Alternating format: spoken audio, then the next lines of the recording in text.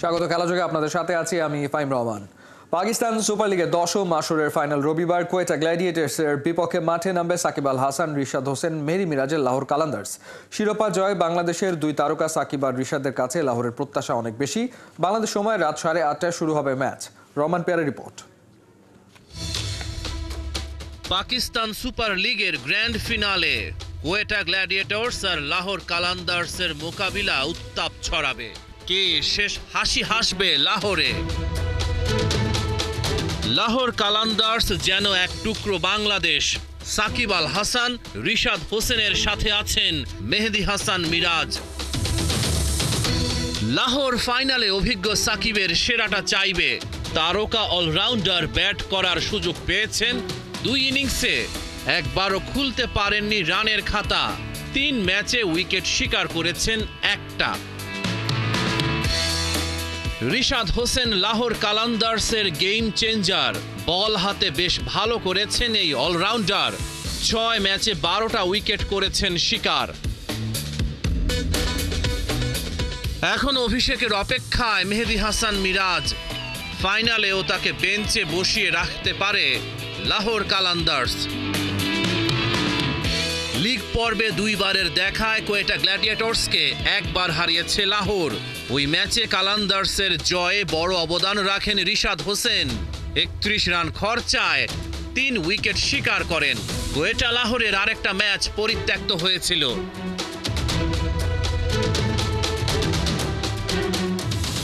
ব্যাটিংয়ে ফখর জামান Lahore কালান্দার্সের main man.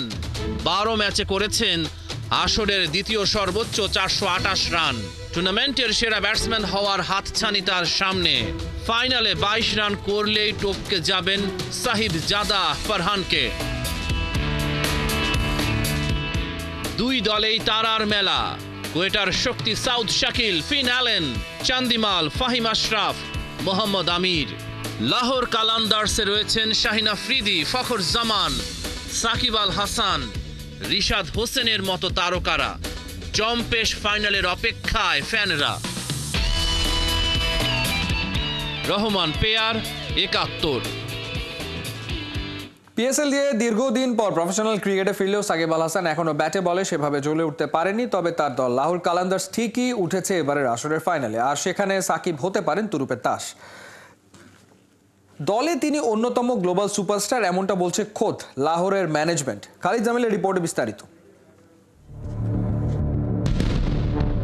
Bat হাতে ডাক, বল হাতেও যতটা সুযোগ পাচ্ছেন এখন পর্যন্ত পিএসএল এ ইমপ্রেসিভ কিছু নেই সাকিব আল হাসানের। তাহলে তিনি দলের সাথে করছেনটা কি? অন্যতম পারফর্মার রিশাদের বাংলা বক্তব্যের উর্দু ডাবিং। বাইরে থেকে দেখে তেমনটা মনে করতেই পারেন। এই যেমন গেল কোয়ালিফায়ার ম্যাচে রিশাদের একাদশে ফেরার ডিক্লারেশন আসার পর কিছু বলতে বলা হলো। বাংলা ভাষায় জানালেন চ্যাম্পিয়ন হতে যা যা করার দরকার তারা সেটাই করবে। আর সাকিব তার অনুবাদ করে দিলেন উর্দুতে, সেই আগের মতো। দলের আরেক বাংলাদেশি মেহেদী মিরাজ এখনও সাইড বেঞ্চে, তাই এই নাটকের দৃশ্যে টাইগার অলরাউন্ডারকে দেখা যাচ্ছে না এখনই। তবে এর বাইরের কয়েকটা ছবিতে একটু চোখ বোলানো যাক। ভিনদেশি ফ্র্যাঞ্চাইজি লিগের ব্যাপারে এখনো আনকোরা রিশাদকে প্রায় পথ দেখান সাকিব, নিজের বড় ভাইয়ের মতোই হয়তো। প্র্যাকটিস নেটে পরামর্শ দিচ্ছেন রিশাদ সহ দলের বাকিদের। ভালো পারফর্ম করায় টাইগার লেগির পিঠ চাপড়ে দিতেও ভুল হচ্ছে না ম্যাচের পর। চিত্রপট আরও পরিষ্কার হবে লাহোর কালান্দার্সের চিফ অপারেটিং অফিসার সামিন রানার বক্তব্যে। সামিন বলছিলেন সাকিবকে তিনি এর আগে দূর থেকে দেখেছেন, অনেকের কাছ থেকে অনেক কিছু শুনেছেন, জেনেছেন তিনি অনেক দ্রুত রেগে যান। তবে সাকিব অল্প সময়ে লাহোরের জন্য যা করেছেন সেটার জন্য শাহিন আফ্রিদির দল তার কাছে কৃতজ্ঞ।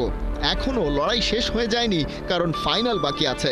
অর্থাৎ পিএসএল এর স্কোর কার্ড সাকিবের পক্ষে খুব একটা কথা না বললেও লাহোর ম্যানেজমেন্ট ঠিকই তার কন্ট্রিবিউশন নিয়ে পজিটিভ। সেই সামিন রানা এটাও বলতে ভোলেননি সাকিবের সাথে ড্রেসিং রুম শেয়ার করে তার কখনো মনে হয়নি একজন গ্লোবাল সুপারস্টার রয়েছে পাশে, কারণ প্রতিটা মুহূর্তে তিনি ছিলেন ভীষণ বিনয়ী। যারা সাকিবকে চেনেন এত বছর ধরে তাদের কাছে কথাগুলো নতুন, কারণ টাইগার অলরাউন্ডার বরাবরই ছিলেন আগ্রাসী এবং আপোষহীন। জীবন থেকে পাওয়া নানা ঘাত প্রতিঘাতের পর আজ তিনি থিতু হয়েছেন জন্মভূমির বাইরে। যে দেশের জার্সিতে খেলে মাতিয়েছেন বিশ্ব, সেখান থেকে হয়েছেন নির্বাসিত। বারবার ফিরে আসতে চেয়েছেন নিজের ঘরে, তবে জীবন তাকে ক্ষমা করেনি। একসময় তুমুল ইলেকট্রিসিটিতে ঠাসা ছোট গল্প থেকে আজ ইতিহাস হয়ে যাওয়া সাকিব তাই এখন আগের চেয়ে অনেক পরিণত, ধীর স্থির। আর সামিন রানার মতো নতুন করে ওকে যারা চেনছে তাদের ভাষ্য, মিস্টার 75 ইনুই যে দলের জন্যই খেলুক তার জন্যই নিবেদিত প্রাণ এবং প্রফেশনাল একজন নির্ভেজাল ক্রিকেটার। পিএসএল ফাইনালে দেখা হচ্ছে তাহলে। জামিল, ৭১। পিএসএল দিয়ে ক্রিকেটে ফেরার পর থেকে ব্যাট হাতে সময়টা ভালো যাচ্ছে না সাকিব আল হাসানের। কালান্দার্সের জার্সিতে 3 ম্যাচে 2 ডাক মেরে গড়েছেন বিব্রতকর এক রেকর্ড। বনে গেছেন টি-20তে বাংলাদেশি ব্যাটারদের মধ্যে সর্বোচ্চবার 0 রান করা ব্যাটার। পেছনে ফেলেছেন সৌম্য সরকারকে। বিস্তারিত থাকছে রায়ান আহমেদের রিপোর্টে। পিএসএল এর কোয়ালিফায়ারে ইসলামাবাদ ইউনাইটেডকে হারিয়ে ফাইনালে উঠেছে সাকিব রিশাদের দল লাহোর কালান্দার্স। তবে দল ফাইনালে ওঠার খুশির মাঝেই সাকিবকে হয়তো খানিকটা অস্বস্তিও ছুঁয়ে যাবে। ব্যাট হাতে যে রান খরায় ভুগছেন মিস্টার অলরাউন্ডার। সবশেষ ম্যাচেও পান্নি রান উল্টো করেছেন বিব্রতকর এক রেকর্ড। গেল ম্যাচে ইসলামাবাদের বিপক্ষে 2 বল খেলে রানের খাতা খোলার আগেই ড্রেসিং রুমের পথ ধরেছেন সাকিব। অথচ উল্টো চিত্র ছিল টাইগার ক্রিকেটের নতুন সুপারস্টার রিশাদের পারফরম্যান্সে। ব্যাট হাতে 2 বল খেলে 5 রান করার পাশাপাশি বল হাতে কেড়ে নিয়েছেন স্পটলাইট, ফিরিয়েছেন নিশাম সালমান শাদাবের মতো ইউনাইটেডের ব্যাটারদের। আর এদিকে সাকিব যেন ব্যর্থতার বৃত্তই ভাঙতে পারছেন না। গত 18 মে লাহোরের হয়ে অভিষেকের দিনেও ব্যাট হাতে গোল্ডেন ডাক মেরেছিলেন মিস্টার 75। পিএসএল এ চলতি আসরে 3 ম্যাচে 2 ডাক মেরে এই অলরাউন্ডার গড়েছেন টি-20তে বাংলাদেশের কোনো ব্যাটারের সর্বোচ্চ ডাক মারার রেকর্ড। বর্তমানে এই ফরম্যাটে সাকিবের ডাকের সংখ্যা 32। 31 ডাক নিয়ে এই রেকর্ডের আগের মালিক ছিলেন সৌম্য সরকার। ইন্টারন্যাশনাল টি-20 ছাড়লেও পিএসএল এর 2 শূন্য রানের ইনিংসেই সাকিব সৌম্যকে সরিয়ে মুক্তি দিয়েছেন সর্বোচ্চ 0 রানের রেকর্ডের অভিশপ্ত সিংহাসন থেকে। সব মিলিয়ে বিশ্ব ক্রিকেটে টি-20তে সর্বোচ্চ ডাকের তালিকায় সাকিব 8 আর সৌম্য আছেন 9 নম্বরে। 48টি ডাক নিয়ে এ লিস্টে সবার ওপরে আছেন Caribbean bowling allrounder Sunil Narine. এছাড়া ক্রিকেটের সংক্ষিপ্ত এই ফরম্যাটে সর্বোচ্চ ডাকের তালিকায় আছে Rashid Khan, Glenn Maxwell, Alex Hales, Rilee Rossouw আর জেসন রয়ের মতো বড় বড় সব নাম। রায়ান আহমেদ, ৭১। দিন দিন আরও পরিপক্ক হচ্ছেন রিশাদ হোসেন। নিজের প্রথম বিদেশি লিগে দলকে তুলেছেন ফাইনালে। ঠিক সময়ে দলকে দিচ্ছেন পারফেক্ট ব্রেক থ্রু। ভক্তদের আশা শুধুমাত্র পিএসএল নয়, আইপিএলও দেখা যাবে এই লিগকে। বিস্তারিত মোহাম্মদ আদনানের রিপোর্টে। পিএসএল রিশাদ হোসেনের প্রথম বিদেশি ফ্র্যাঞ্চাইজি টুর্নামেন্ট।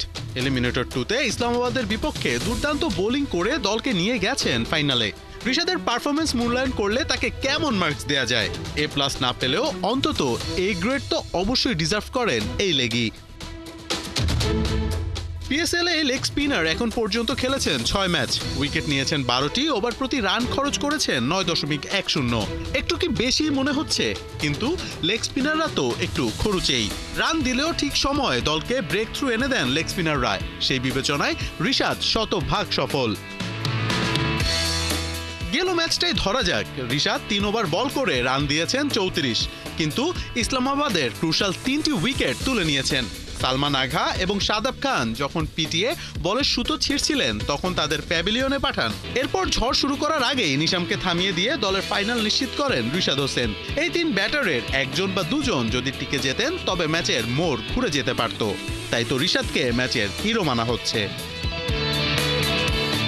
রশিদ খানকে বর্তমানে ধরা হয় সেরা লেগ স্পিনারদের একজন। নিয়মিত খেলেন আইপিএলে গুজরাটের হয়ে চলতি সিজনে এখন পর্যন্ত 13 ম্যাচ খেলে 8 উইকেট পেয়েছেন রশিদ খান, যেখানে পিএসএলে 6 ম্যাচ খেলে 12 উইকেট রিশাদ হোসেনের। রশিদ খান এই 13 ম্যাচে ওভার প্রতি খরচ করেছেন প্রায় 9.5 রান। অন্যদিকে রিশাদ বল করেছেন 9.10 ইকোনমিতে। আইপিএলের চেয়ে পিএসএল খুব একটা যে পিছিয়ে এমনও নয়। এই স্ট্যাটিক পরিষ্কার যে দিন দিন আরো পরিপক্ক হচ্ছেন রিশাদ হোসেন। তাই তো আইপিএলের পরের আসরে রশিদের সাথে রিশাদকেও যদি দেখা যায় তাতে মন্দ কি? মোহাম্মদ আদনান, ৭১। নিউজিল্যান্ডে দলের বিপক্ষে 2 ফরম্যাটে 2টা সেঞ্চুরি। শ্রীলঙ্কা সফরে দলে নুরুল হাসান ডাক পাবেন কি? সোহান বলছেন পারফর্ম করাটা তার কাজ, বাকিটা নির্বাচকদের মর্জি। তবে ডাক আসলে ন্যাশনাল টিমেও করতে চান বাজিমাত। নিউজিল্যান্ড এ দলের বিপক্ষে 4 দিনের সিরিজ 1-0 হেরে যাওয়ায় বাংলাদেশ এ দলের ক্যাপ্টেন কিছুটা হতাশ। নায়ান বিন জসিমের রিপোর্ট। নিউজিল্যান্ডের বিপক্ষে 2টা ফরম্যাটে অর্থাৎ ওয়ানডে ফরম্যাট এবং 4 দিনের ম্যাচ দুটোই আসলে শেষ হয়ে গেছে। বাংলাদেশ ওয়ানডে সিরিজটা জিতলেও 4 দিনের ম্যাচটাতে আসলে 1-0 হেরে গেছে, অর্থাৎ শেষ 4 দিনের ম্যাচটা ড্র হয়েছে এই মিরপুরের হোম অফ ক্রিকেটে। ওভারঅল আসলে বাংলাদেশ কেমন পারফর্ম করলো, নুরুল হাসান সোহান ক্যাপ্টেন তিনি আসলে কতটুকু সন্তুষ্ট দলের পারফরমেন্স নিয়ে সব কিছু নিয়ে কথা বলবো। শুরুতে একটু আপনার পারফরমেন্স নিয়ে কথা বলতে চাই। এই টিমের বিপক্ষে লিস্ট এ যেটা ছিল অর্থাৎ যেটা ওয়ানডে ছিল সেখানে আপনি একটা সেঞ্চুরি করেছেন, 4 ডেতেও একটা সেঞ্চুরি করেছেন। নিজের পারফরমেন্স নিয়ে হয়তোবা আপনি সন্তুষ্ট। ওভারঅল যদি বলি বাংলাদেশের এই টিমের যে পারফরমেন্সটা এবার নিউজিল্যান্ডের সঙ্গে কেমন ছিল? আসলে দলটা তো খারাপ ছিল না আসলে প্রতিপক্ষ। অবভিয়াসলি দেখেন, আমি যেটা বললাম ওডিআইতে কিন্তু আমরা খুব ভালো একটা এক্সপিরিয়েন্স টিম ছিলাম। 4 ডেতে কিছু চেঞ্জ হয়েছে, বাট আমার কাছে মনে হয় যে আপকামিং এবং সবাই অনেক দিন ধরেই খেলতেছে। বাট ওডিআইতে আমার কাছে মনে হয় যে আমরা খুব ভালো ক্রিকেট খেলেছি এবং যে জিনিসটা বলতে হয় যে হয়তো প্রথম 2টা ম্যাচ জিতে আমরা নিউজিল্যান্ডের সাথে আপনার 2-0 সিরিজ এগিয়েছিলাম। পরে হয়তো লাস্ট ম্যাচে অনেকগুলো চেঞ্জ করে তারপর আমরা টিম করেছি, যেখান থেকে আমরা হয়তো 2-1 সিরিজটা জিতেছি। বাট আমার কাছে মনে হয় যে ওভারঅল টিম কম্বিনেশন এবং ওডিআই টিম পারফরমেন্স আমাদের সবার খুব ভালো ছিল। ইভেনচুয়ালি 4 ডেতে আমাদের অনেক উন্নতির আরও অনেক জায়গা আছে। আসলে ব্যস্ত ছিলেন, খুব বেশি ব্যস্ত ছিলেন এ দলের সঙ্গে।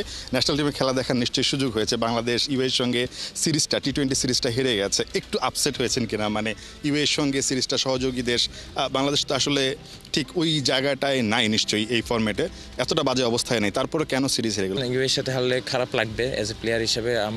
আমিও হয়তো লাস্ট যেহেতু আমাদের খেলা চলছে তাড়াতাড়ি ঘুমা যাওয়ার কারণে হয়তো খেলা পরে হাইলাইটস দেখেছি, পুরো শেষ করতে পারি না। বাট অবভিয়াসলি আমার কাছে মনে হয় যে কষ্ট তো পেয়েছি, উন্নতির জায়গা তো আছে। বাট আমার কাছে মনে হয় যে ধরেন টিমের সাথে থাকলে হয়তো অনেক কিছু বোঝা যায়। বাইরে থেকে যেহেতু আমি বললাম এই টিম নিয়ে অনেক বিজি ছিলাম, আমি আসলে খুব ভালো মতো ফলো করা হয় না। বাট অবভিয়াসলি যেটা বললাম যে ইউএর মতো টিমের সাথে হারলে প্লেয়ার হিসেবে অবভিয়াসলি খারাপ লাগবে। বাট ইনশাল্লাহ মানে পার্ট অফ লাইফ। আমার কাছে মনে হয় যে এখান থেকে যেহেতু আবার পাকিস্তান সিরিজ আছে, যদি আমরা এখানে ভালো কিছু করতে পারি হয়তো বা ভালো ক্রিকেট দেখা যাবে।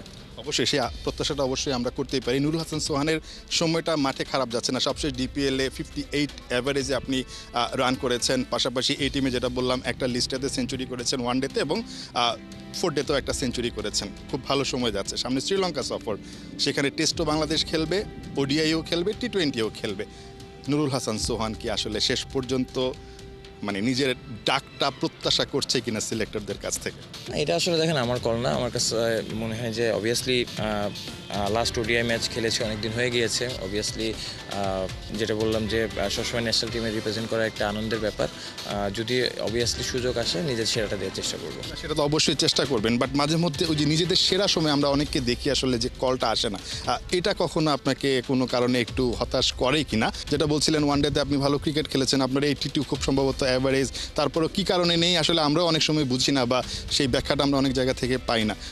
একটু হতাশ করে কিনা আসলে মানে রাইট টাইমে কলটা না আসলে? না দেখেন, এটা ম্যান টু ম্যান অনেক কিছু ভ্যারি করে। অবভিয়াসলি পার্ট অফ লাইফ এবং আপনাকে আপস অ্যান্ড ডাউনের ভিতর দিয়ে যেতে হবে। বাট যেটা বললাম আমার কাজটা হচ্ছে মাঠে পারফর্ম করা।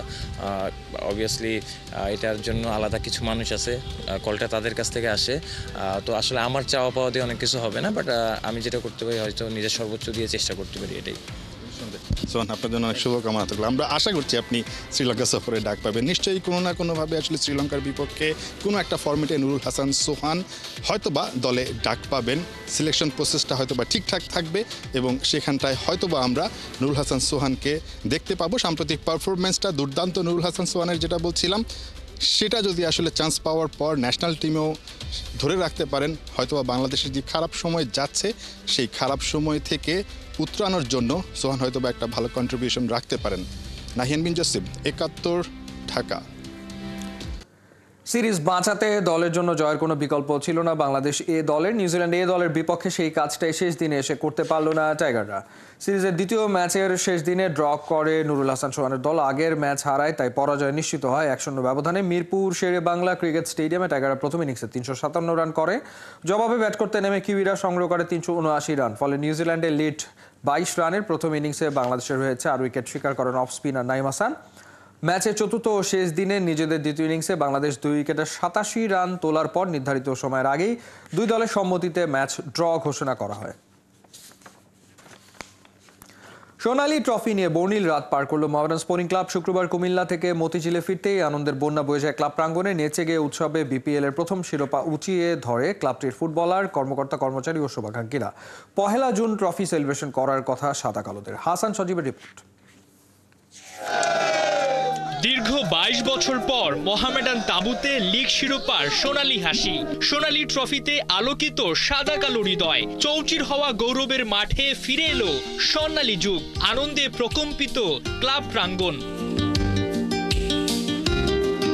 রেলিগেশন খেলার বাজে অভিজ্ঞতা থেকে শিরোপার স্বাদ। পাখির মতো নিজ ডানায় আগলে না রাখলে হয়তো হারিয়ে যেত মোহামেডান। শিরোপা ছোঁয়ার দিনে সেই দুর্দিনের কথা স্মরণ করতে ভোলেননি ক্লাবটির ফুটবল কমিটির চেয়ারম্যান ইঞ্জিনিয়ার গোলাম মোহাম্মদ আলমগীর। আমরা অনেক সময় এখানে পয়সা দিতে পারছি না, কিন্তু আমি নিজের থেকে ফিল করেছি, কেউ আমাকে বলতে সাহস পানি আলমগীর আপনি কিছু বলে যান। সবাইকে একটা পয়সাও দিতে হয় নাই। আমি আমাদের মুখে জবান দিয়ে, মুখে কথা দিয়ে প্রত্যেককে স্যাটিসফাই করে মাঠে পাঠিয়েছি এবং তারা উইন নিয়ে এসছে, সেই জন্য এই চ্যাম্পিয়নশিপ। ফেডারেশন কাপের পর প্রিমিয়ার লিগ শিরোপা। সাদা কালো ড্রেরায় প্রাণের সঞ্চার। এ অর্জনে যেমন পেছনের কারিগর হিসেবে কাজ করেছে ইঞ্জিনিয়ার গোলাম মোহাম্মদ আলমগীরের মেধা শ্রম, তেমনি এই কৃতিত্বে জুড়ে আছে সাদা কালো সমর্থকদেরও বড় অবদান। সাপোর্টারদের সাপোর্ট মাঠে, সেটা আমার মনে হয় একটা বড় রহস্য। আর মানুষের দোয়া এবং মডার্নের সবচেয়ে বড় অ্যাসেট সেটা হল একটা টেকনিক্যাল কমিটি আছে মোহামেডান ক্লাবের, যে টেকনিক্যাল কমিটি কোনো পেমেন্ট নিয়ে কাজ করে না। তারা তাদের আবেগ থেকে কাজ করে। মোহামেডানের প্রতি তাদের যে ভালোবাসা, সে ভালোবাসা দিয়ে তারা সবসময় কাজ করে। মোহামেডানের ফিরে আসা দেশের ফুটবলে নয়া দিগন্তের আভাস। অতীত গৌরবে নতুন পাল যুক্ত হওয়া। লাল সবুজদের ফুটবলের সমর্থকদের টানতে জাদুর কাঠি হিসেবে কাজ করবে এই অর্জন। আগে মোহামেডান খেলতো কিন্তু রানার্স আপ হওয়ার জন্য না, মোহামেডান খেলতো চ্যাম্পিয়ন হওয়ার জন্য সব সময়। সেই জিনিস এসে গেছে এবং আমি বিশ্বাস করি সেটা কন্টিনিউ হবে, সেটা ধারাবাহিকতা থাকবে। আগামী 1 জুন ট্রফি সেলিব্রেশন করার কথা রয়েছে সাদা কালোদের। তো আপনাদের যে এফোর্ট সার্বিক ফুটবলের জন্য। হাসান সজীব, 71। এই ছিল এই মুহূর্তের খেলা যুগে সরাসরি সংবাদ অনুষ্ঠান দেখতে চোখ রাখুন 71 ফেসবুক পেজ এবং সাবস্ক্রাইব করুন 71 ইউটিউব চ্যানেল। 71 সাথেই থাকুন।